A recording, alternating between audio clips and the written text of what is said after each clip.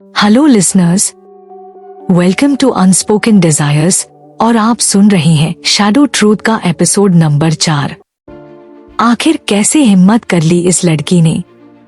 मायरा की आंखें गुस्से से लाल थी, होंठ भींचे हुए और मुट्ठियां कसकर बंद।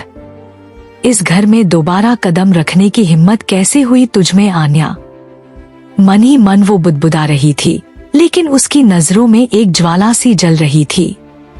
मैं तो यही समझी थी कि जो कुछ तेरे साथ हुआ उसकी शर्म से तू खुद को खत्म कर लेगी, पर नहीं, तू तो निकली सबसे बड़ी बेशर्म। मुंह उठाकर लौट आई है जैसे कुछ हुआ ही नहीं। ना चेहरे पर पछतावा, ना आंखों में शर्म। क्या एक पल के लिए भी नहीं सोचा तूने अपने मॉम डैड के बारे में, उनकी इज्जत, उनकी परवरिश, उनका नाम। हाय, कैसे कहूं तुझे अपनी बहन। मुझे तो शर्म आती है तुझे रायचंद खानदान की बेटी कहते हुए। नहीं, तू बेटी नहीं, तू तो बेटी के नाम पर एक कलंक है। मायरा के मन में चल रही ये सोच उसके चेहरे पर साफ झलक रही थी। उसकी आंखों में नफरत की आग थी और होठों पर तिरस्कार की रेखाएं, लेकिन बाहर से वो अब भी एक कुशल और मासूम बड़ी बहन की एक्टिंग कर रही थी, जिसकी आंखें अब भी भरी हुई थी, पर वो आंसू नकली थे। आन्या बेटा, मिसेस रायचंद तेज कदमों से उसकी ओर बढ़ी, जैसे बरसों बाद कोई खोया बच्चा मिल गया हो। तुम कहाँ थी सुबह से? बिना कुछ बताए ऐसे अचानक कहाँ चली गईं? और ये क्या हाल बना रखा है? आन्या सामने से लड़खड़ाते हुए आ रही थी, चेहरा उतरा हुआ, कपड़े अस्तव्यस्त, आंखों के नीचे काले घेरे और होंठ सूखे हुए। उसकी चाल ऐसी थी जैसे शरीर में जान ही न बची हो। वो जैसे ही गिरने को हुई, मिसेस रायचंद ने दौड़कर उसे संभाल लिया। हे भगवान! उन्होंने घबराकर उसे बाहों में लिया और सहारा देते हुए खड़ा किया। क्या हो गया है तुम्हें? कौन सी जगह से आ रही हो तुम? उनकी आवाज अब कांपने लगी थी, उसमें डर, गुस्सा और बेबसी सब शामिल था। पूरा दिन कहाँ थी तुम आन्या? और ये हालत कैसी है तुम्हारी? उनकी आंखें अब उसे ऊपर से नीचे तक देख रही थी। एक माँ की नजरों में सवाल से ज्यादा शक था। बताओ मुझे, किसी के साथ थी क्या? कहीं कुछ गलत तो नहीं किया तुमने? उनके लहजे में माँ की ममता कम, समाज की इज्जत की चिंता ज्यादा झलक रही थी। आन्या बस खड़ी रही, आंखें नम थी, गालों पर आंसुओं की लकीरें बह चुकी थी। उसकी आवाज कांप रही थी, फिर भी उसने हिम्मत जुटाकर धीरे से कहा, मॉम, आप मुझे गलत समझ रही हैं। मैंने कुछ ऐसा नहीं। वो बोल ही रही थी कि चटाक, एक जोरदार थप्पड़ उसकी बात बीच में ही खत्म कर गया। कमरे में एक पल को सन्नाटा पसर गया।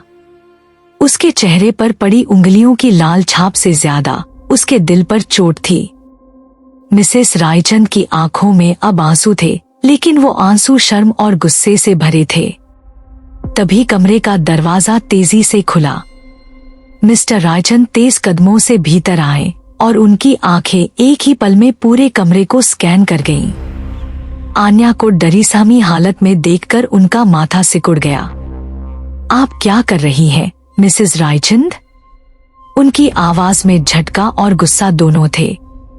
आप अपनी ही बेटी पर हाथ उठा रही हैं, वो भी इस हालत में? मिसेस रायचंद ने बिना एक पल गवाए पलटकर जवाब दिया। बेटी? उनकी आवाज में नफरत थी।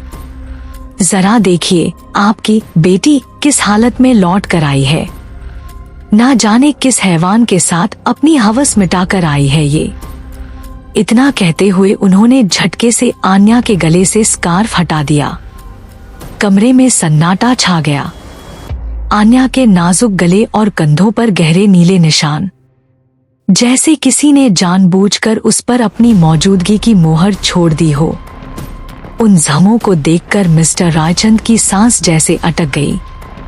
उनकी आंखें पहले शर्म से झुकी, फिर गुस्से से लाल हो गई। आन्या, वो कुछ कहने को आगे बढ़ी ही थी कि थप्पड़। मिस्टर रायचंद का हाथ हवा में लहराया और सीधा आन्या के गाल पर पड़ा। उसका चेहरा एक तरफ झुक गया और साथ ही उसकी आंखों से एक बेबस आंसू बाहर गिर पड़ा। यही करने के लिए थी गायब? उनकी आवाज अब कांप रही थी। कौन है वो आदमी? बताओ मुझे, किसके साथ ये सब करके लौटी हो? आन्या कांप रही थी, होंठ हिल रहे थे पर शब्द नहीं निकल रहे थे। पर मिस्टर रायचंद रुके नहीं। जरा सी भी शर्म नहीं आई तुम्हें? एक बार भी नहीं सोचा कि तुम्हारे माँ बाप किस नजर से देखे जाएंगे समाज में?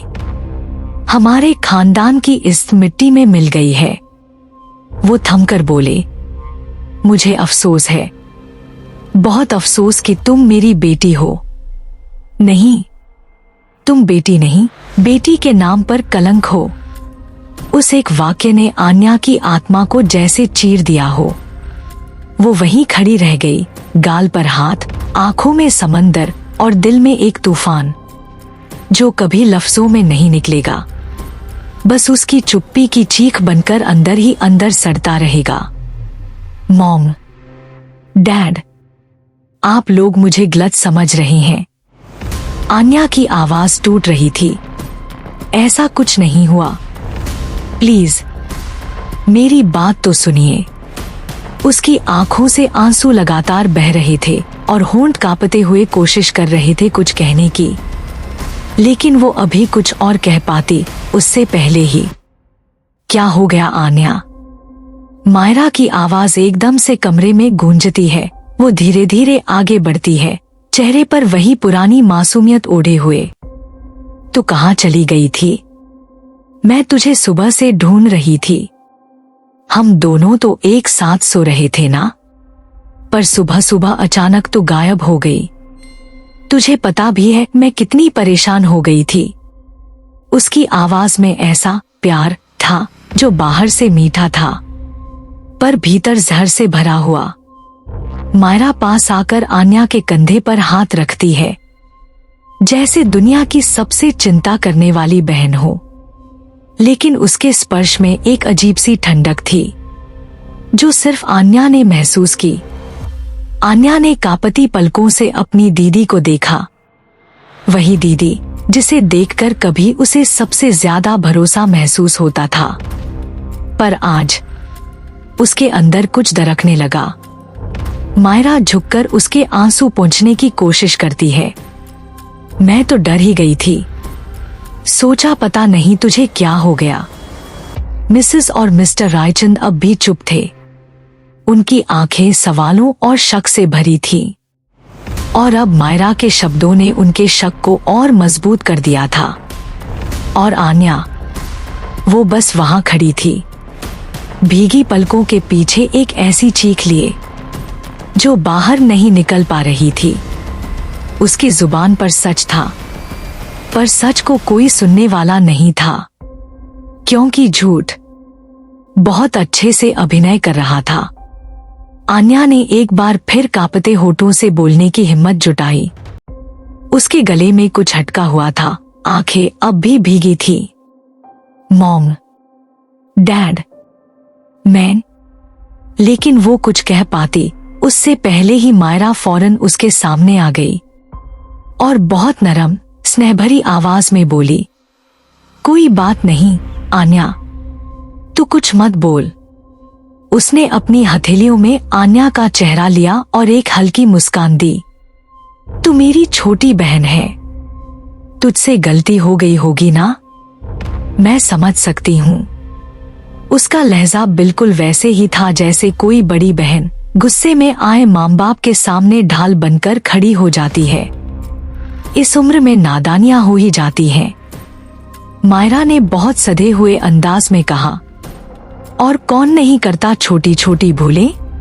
वो अब धीरे से मुड़ी और मिसेस और मिस्टर रायचंद की ओर देखते हुए झुककर बोली, मॉम, डैड, प्लीज मेरी छोटी बहन को एक मौका दीजिए। उसे अपनी गलती का एहसास है।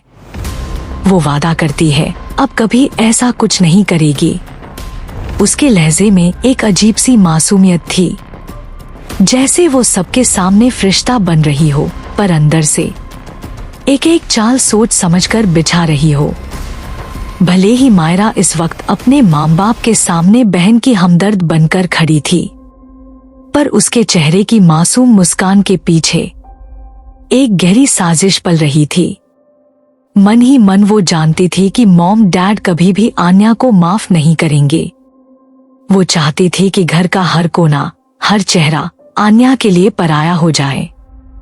और आज वो काफी हद तक कामयाब भी होती नजर आ रही थी। मायरा ने एक बार फिर नरमी से कहा, प्लीज डैड, एक बार इसकी बात तो सुन लीजिए। ये टूट चुकी है। पर तभी मिस्टर रायचंद का चेहरा गुस्से से तमतमा उठा। उन्होंने उसकी बात बीच में ही काट दी। बस करो मायरा, तुम्हें इसका साथ देने की कोई जरूरत नहीं है। उनकी आंखें अब सीधे आन्या पर थीं, सख्त, ठंडी और नफरत से भरी हुई। ये कोई मासूम भोली लड़की नहीं है जैसे तुम सब दिखा रही हो। उनका लहजा कांप रहा था, जैसे हर शब्द खुद उनके सीने से निकलकर जंग बन रहा हो।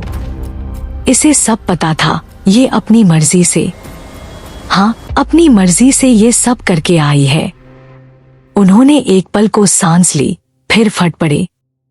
ऐसी हालत में लौटने का मतलब क्या होता है, मुझे सब समझ आता है। और इसकी आंखें, इसका चेहरा बता रहा है कि इसे अफसोस नहीं है, बल्कि ये तो जैसे सब कुछ जानबूझकर करके आई हो। आन्या वहीं कोने में खड़ी कांप रही थी। उसके आंसू अब जमीन पर गिर नहीं रहे थे, बल्कि उसके आत्मसम्मान को बहाकर अंदर ही अंदर डुबो रहे थे। मिस्टर रायचंद ने एक झटके में अपनी उंगली उसकी ओर उठाई। मैं ऐसी लड़की को इस घर में एक पल भी बर्दाश्त नहीं कर सकता। तुमने हमारे नाम पर, हमारी इज्जत पर कालिक पोती है। तू अब इस घर की बेटी नहीं, एक बोझ है जिसे अब उतरना होगा। कमरे में सन्नाटा छा गया। मायरा ने एक धीमी मुस्कान छिपाते हुए सिर झुका लिया, जैसे एक लंबी साजिश का पहला पड़ाव पूरा हो गया हो।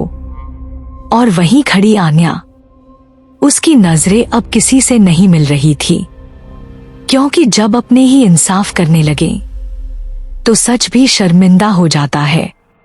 मिस्टर रायचंद ने गुस्से से कांपते हुए मायरा का हाथ झटके से पकड़ा और उसे आन्या से दूर हटा दिया। उनकी आंखों में अब सिर्फ शक नहीं, घिन थी, और वह घिन सीधी अपनी बेटी के लिए थी। वहीं मिसेस रायचंद अब तक चुप थीं, लेकिन उनकी चुप्पी अब एक भयंकर विस्फोट में बदल चुकी थी। उन्होंने सख्त आवाज में कहा, मुझे नहीं पता था कि मेरी बेटी इस तरह की निकलेगी। काश मैं जानती तो उसे पैदा होते ही मार डालती। कम से कम आज ये दिन तो नहीं देखना पड़ता। उनके शब्दों ने जैसे कमरे की हवा को काट दिया। आन्या का चेहरा फक पड़ गया। उसकी रूह पर जैसे किसी ने खंजर चला दिया हो। मिस्टर रायचंद अब और नहीं रुके। उन्होंने आन्या का हाथ जोर से पकड़ लिया और उसे घसीटते हुए ड्राइंग रूम से बाहर ले जाने लगे। आन्या अब पूरी तरह टूट चुकी थी। डैड, मॉम, प्लीज मेरी बात सुनिए। उसकी आवाज फूट चुकी थी, आंसू अब जमीन नहीं, उसकी आत्मा पर गिर रहे थे। मैंने कुछ गलत नहीं किया, मेरी बात सुनिए। आपकी बेटी कभी ऐसा कुछ नहीं कर सकती। मेरे साथ वो कुछ कह ही रही थी कि तभी मिस्टर रायचंद ने मुख्य दरवाजा खोला और एक झटके में उसे फर्श पर धक्का दे दिया। आन्या जमीन पर गिर गई, उसके घुटने छिल गए, कोहनी पर चोट आई, लेकिन उससे ज्यादा उसकी रूह घनी थी। मिस्टर रायचंद का चेहरा अब पत्थर जैसा कठोर हो चुका था। आज के बाद अगर इस घर की ओर भी देखना तो याद रखना, मैं तेरा वो हाल करूंगा जिसकी तू कल्पना भी नहीं कर सकती। आन्या अब फर्श पर गिरी थी, आंखें सूज चुकी थी, होंठ कांप रहे थे। उसकी हथेलियां जमीन पर फैली थी, जैसे किसी दरवाजे से नहीं, पूरी दुनिया से लिपट कर रहम मांग रही हो। उसने रोते हुए एक बार फिर झुककर दरवाजे की चौखट को छुआ। प्लीज मॉम, डैड, प्लीज, मैं कहाँ जाऊंगी? उसकी आवाज अब भीगती हुई मिट्टी जैसी हो चुकी थी। आप लोगों के सिवा मेरा है ही कौन? लेकिन अंदर से जवाब आया, एक बर्फ सी ठंडी लेकिन आग जैसी जलती हुई आवाज। जाओ उसी के पास जिसके साथ तुम पूरी रात बिताकर आई हो। उसी ने तुम्हारे लिए सब कुछ सही कर दिया ना? उसी के लिए तो तुमने हमारे नाम, हमारी इज्जत, सब कुछ बेच दिया। मिस्टर रायचंद अब दरवाजे के उस पार खड़े थे और उनके शब्दों में अब गुस्सा नहीं बल्कि तिरस्कार की धार थी। मर गई तुम हमारे लिए, आज और अभी। उनके हर शब्द ने जैसे एक एक करके आन्या के दिल की नसें काट दी। और हाँ, आज के बाद हमें मां बाप मत कहना। इस फैमिली से तुम्हारा कोई रिश्ता नहीं बचा, ना खून का, ना नाम का, ना इज्जत का। एक पल को दरवाजे के पीछे खामोशी छा गई और फिर धड़ाम, दरवाजा इतनी जोर से बंद हुआ कि उसकी आवाज आन्या के सीने में कहीं धंस गई। वो वहीं जमीन पर बैठी रह गई, एक टूटी हुई लड़की जिसके आंसू अब बहने की हद पार कर चुके थे। उसकी आंखें अब खाली थी और होंठ बस फुसफुसा रहे थे। मैंने कुछ गलत नहीं किया था, पर अब कोई सुनने वाला नहीं था, क्योंकि रिश्ते जो होते हैं वो सिर्फ खून से नहीं, भरोसे से बनते हैं। और आज उसका हर रिश्ता लाश बन चुका था। आन्या दरवाजे के बाहर घुटनों में चेहरा छुपाए बैठी थी, बिलक बिलक कर रो रही थी, जैसे उसकी रूह भी हर आंसू के साथ फट रही हो। उसके हाथ अब भी दरवाजे पर पड़ते जा रहे थे, हर थपकी के साथ सिर्फ एक उम्मीद, कोई सुन ले। पर अंदर से कोई जवाब नहीं आया, न माँ की ममता, न पिता की परवाह, सिर्फ खामोशी की दीवार। कई मिनट बीत गए, शायद घंटे भी। थक हार कर वो दीवार से पीठ टिकाकर बैठ गई। आंखों से आंसू अब यूं गिर रहे थे जैसे रात की बारिश थमने का नाम ही न ले रही हो। उसी वक्त पास में खड़ा सुरक्षा गार्ड, जो सब कुछ चुपचाप देख रहा था। एक बुजुर्ग इंसान जिसने आन्या को बचपन से मुस्कुराते देखा था, अब उसे टूटी हुई हालत में देखकर उसका कलेजा कांप गया। वो धीरे से उसके पास आया, धीरे धीरे घुटनों पर बैठा और प्यार से उसके माथे पर हाथ फेरा, जैसे कोई अपने दर्द से बिलखते बच्चे को चुप कराता है। क्या हो गया बिटिया? उसकी आवाज में एक बाप जैसा अपनापन था। कब तक ऐसे दरवाजे से लगी बैठी रहोगी? मेरा मानना है कि अब तुम्हें यहाँ से उठ जाना चाहिए। शायद जब सबका गुस्सा उतर जाए तो वो तुम्हें फिर से गले लगा लें। इतना सुनते ही जैसे वो छोटी सी उम्मीद भी टूट गई हो। आन्या ने झट से उस गार्ड का हाथ पकड़ लिया। काका, प्लीज आप ही मेरी बात मां डैड तक पहुंचा दो। उसकी आवाज बुरी तरह कांप रही थी। मैं इतनी रात को कहाँ जाऊं काका? इस दुनिया में उनके अलावा मेरा है ही कौन? है ही कौन? फिर अचानक वो जैसे खुद से भी लड़ने लगी। मेरी कोई भी गलती नहीं थी, मुझे तो सिर्फ फंसाया गया है। मुझे तो पता भी नहीं कि मेरे साथ कल से क्या हुआ। उसके शब्द अब सिसकियों में घुलने लगे। वो पूरी तरह से बिखर चुकी थी। उसने गार्ड के हाथ को मजबूती से पकड़े रखा, जैसे उसी हाथ में उसकी आखिरी उम्मीद बची हो। उसकी चीखें नहीं थी, सिर्फ एक टूटी हुई रूह की आवाज थी जो खुद को साबित नहीं कर पा रही थी। और गार्ड, वो बस खामोश खड़ा था। आंखें भीग चुकी थी, क्योंकि पहली बार उसने देखा था एक मासूम जिसके पास ना सबूत था ना कोई सुनने वाला, सिर्फ एक दिल था जो रोज अपनी सच्चाई के लिए मर रहा था। आन्या दीवार से लगी फर्श पर बैठी थी। उसकी आंखें सूज चुकी थी, कपड़े भीगे हुए थे और बदन कांप रहा था। बारिश की हल्की बूंदें अब छत से टपककर उसके सिर पर गिर रही थी, लेकिन वो हिल तक नहीं रही थी। वहां खड़े सभी गार्ड्स जो उसे बचपन से छोटी मैडम कहकर आदर देते आए थे, आज उसे इस हालत में देखकर आंखें चुरा नहीं पाए। उनके चेहरों पर बेबसी और नम आंसुओं की लकीरें साफ थीं। आखिरकार एक बुजुर्ग गार्ड जिसने कभी उसे स्कूल बस तक छोड़ा था, कांपते हाथों से लैंडलाइन फोन उठाता है। दूसरी तरफ से कॉल मायरा ने उठाया। उसके लहजे में वही ठंडापन, वही एटीट्यूड। हाँ बोलो, गार्ड ने हाथ जोड़ते हुए आवाज में करुणा भरी। मैडम प्लीज, बड़ी मैडम या बड़े साहब से एक बार बात करा दीजिए, मायरा ने भौंहें चढ़ाते हुए कहा। क्यों, इतनी जरूरी क्या बात हो गई? गार्ड की आवाज भीग गई थी। मैडम, छोटी मैडम की हालत बहुत खराब है। वो बहुत देर से बाहर बारिश में बैठी हैं, रो रोकर उनका बुरा हाल हो गया है। प्लीज प्लीज बड़े सर से कहिए कि उन्हें अंदर बुला लें। बारिश और ठंडी बहुत तेज हो रही है। आधी रात को वो कहाँ जाएंगी मैडम? मायरा एक पल को चुप रही।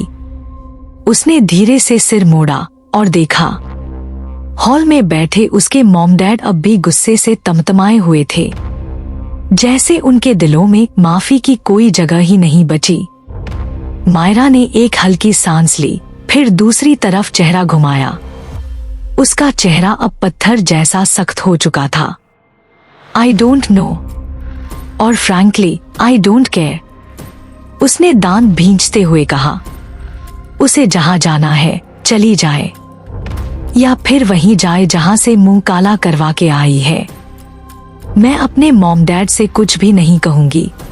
मायरा की आवाज फोन पर बर्फ जैसी ठंडी और जहर जैसी धारदार थी, क्योंकि अगर मैंने भी कुछ कहा तो वो कभी नहीं मानेंगे। और हाँ, दोबारा यहाँ कॉल करने की गलती मत करना, वरना सिर्फ दरवाजा नहीं, तुम्हारी नौकरी भी बंद हो जाएगी। इतना कहकर उसने फोन को ऐसा पटका जैसे उसके अंदर बंद इंसानियत के आखिरी कण को भी तोड़ दिया हो। लाइन कटने की झर आवाज कमरे में गूंजती रही और वहीं बाहर बरामदे में बैठी आन्या अब भी उम्मीद भरी आंखों से उस गार्ड को देख रही थी, जैसे कोई डूबता इंसान एक पत्थर से भी सहारा मांग रहा हो। गार्ड ने उसकी तरफ देखा। उसकी झुकी हुई पीठ, भीगा हुआ चेहरा, कांपती उंगलियां और नीली पड़ी आंखें, सब उसे अंदर तक हिला गए। उसने धीरे से कहा, माफ कर देना बिटिया, हम कुछ नहीं कर पाए। हम तुम्हारे मॉम डैड को नहीं मना सके। ये शब्द जैसे उसके सीने को चीर गए। आन्या की आंखों से आंसू अब यूं गिरने लगे जैसे सारा आकाश उसके भीतर टूटकर बरस रहा हो। तभी भारी कदमों की आवाज के साथ एक गार्ड सामने आया, जो आमतौर पर सबसे सख्त, बेरहम और भावहीन माना जाता था। उसने कुछ नहीं कहा, बस चुपचाप आगे आया और अचानक आन्या की कलाई इतनी जोर से पकड़ी कि उसके चेहरे से चीख निकलते निकलते रह गई। चल, उसकी आवाज हुक्म जैसी कड़क और संवेदना से कोरी थी। यहाँ बैठने की नौटंकी बहुत हो गई। वो आन्या को घसीटते हुए मुख्य गेट की तरफ ले गया। उसकी नंगी एड़ियां फर्श से घिसकती जा रही थी और आंखों से बहते आंसू अब कपड़ों से नीचे टपककर जमीन को गीला कर रहे थे। गेट के पास पहुंचकर उसने उसे एक झटके से छोड़ा और जोर से रोड की ओर धक्का दे दिया। आन्या लड़खड़ाई और बारिश में भीगे फुटपाथ पर गिर पड़ी। उसके हाथ छिल गए और घुटनों पर खून की हल्की धार आ गई। गार्ड झुका, उसके करीब आया और बेहद रूखी आवाज में फुफकारा, अंदर आने की हिम्मत मत करना दोबारा। बड़े साहब ने तुम्हारी शक्ल देखना भी गवारा नहीं समझा। अब जहां से मुंह काला करके आई हो वहीं लौट जाओ। आन्या ने एक आखिरी बार दरवाजे की ओर देखा। आस की एक चुप्प सी लौ अब भी उसके भीतर कांप रही थी। वो कांपते हुए कदमों से दरवाजे की ओर बढ़ी। शायद अब खुल जाए। लेकिन क्लिक। गार्ड पहले ही मुख्य गेट को लॉक कर चुका था। वो लोहे का गेट अब किसी घर का दरवाजा नहीं, उसके लिए कब्र का पत्थर बन चुका था। आन्या ने दोनों हथेलियों से उस ठंडी सलाखों को थामने की कोशिश की, लेकिन अब कोई रास्ता नहीं बचा था। अचानक कड़कड़ाहट, एक तेज बिजली आसमान को चीरती हुई गिरी और उसके ठीक पीछे आसमान से बरसने लगी आग जैसी बारिश। भीगते ही उसका फ्रॉक सूट और दुपट्टा पूरी तरह लथपथ हो गया। बाल चेहरों से चिपकने लगे, कपड़े बदन से लिपट गए, लेकिन वो हिली तक नहीं। वो बस घुटनों तक पानी में चलने लगी। कानों में अब भी माँ और पापा के शब्दों की गूंज थी, मर जा आज से हमारे लिए। हमें शर्म आती है तुझे बेटी कहते हुए। वो जहां से मुंह काला करके आई है वहीं जाए। हर शब्द उसके सीने में कील बनकर धंसते जा रहे थे। वो सड़क के किनारे लड़खड़ाते कदमों से चल रही थी। बारिश की बूंदें उसके आंसुओं से मिलकर एक अजीब सी खामोशी की नदी बना रही थी। उसका शरीर अब कांप रहा था, ना सिर्फ सर्दी से बल्कि अपने टूटते वजूद से। कुछ दूर चलने के बाद उसकी आंखों के आगे सब कुछ धुंधला होने लगा। आवाजें घुलने लगी, सड़क की लाइटें धुंध में बदलने लगी। फिर धड़ाम, वो एक झटके से सड़क के किनारे गिर गई। उसका सिर फुटपाथ की काली गीली जमीन से टकराया और वो वहीं कीचड़ और पानी में बेसुध पड़ी रही, बिल्कुल अकेली, बिना छत के, बिना रिश्ते के, बिना किसी पहचान के। बारिश अब भी बरस रही थी, लेकिन उसकी आंखें अब बंद थीं। बारिश अब भी रुकने का नाम नहीं ले रही थी। सड़क पर चलती गाड़ियां अपने अपने रास्तों पर थीं, लेकिन किसी की भी नजर वहां गिरी भीगी लड़की पर 2 सेकंड से ज्यादा नहीं ठहरती। कुछ लोग अपनी विंडशील्ड से झांकते, कुछ खिड़की का शीशा चढ़ा लेते, जैसे उन्होंने कुछ देखा ही नहीं। आन्या अब भी सड़क के किनारे बेसुध पड़ी थी। उसके चेहरे पर कीचड़ और पानी का अजीब सा लेप था। होठ नीले पड़ने लगे थे, सांसें हल्की, बेहद हल्की। तभी सड़क के कोने से एक पुरानी सफेद वैन स्लो डाउन होती है। वैन की खिड़कियां धुंधली थी और उस पर कोई नाम पता नहीं लिखा था। एक धीमा टक होता है और बैकडोर अपने आप खुलता है। 2 आदमी उतरते हैं। उनके चेहरों पर मास्क हैं। कोई मेडिकल मास्क नहीं, बल्कि वो काले कपड़े वाले मास्क जो पहचान छुपाने के लिए पहने जाते हैं।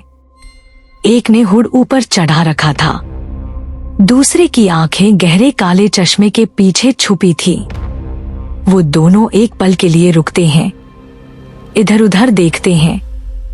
एक आदमी हल्के से सिर हिलाता है, एक इशारा, और दूसरा आगे बढ़ता है। तेज कदमों में दोनों आन्या की तरफ आते हैं। एक उसका हाथ उठाकर देखता है, सांसें धीमी हैं। दूसरा झुककर उसकी पलकों को चेक करता है। अब भी होश नहीं है, अभी टाइम है, चल जल्दी कर। वो दोनों बिना एक शब्द बोले आन्या को उठाते हैं, जैसे कोई बेजान गुड़िया हो। वो उसकी हालत से बिल्कुल परेशान नहीं लगते, ना ही उनमें कोई दया है। उसे वैन की पिछली सीट पर लिटाते हैं। वहीं एक काली चादर पड़ी होती है, जिससे वो आन्या को आधा ढक देते हैं। डोर धीरे से बंद होता है। ठक।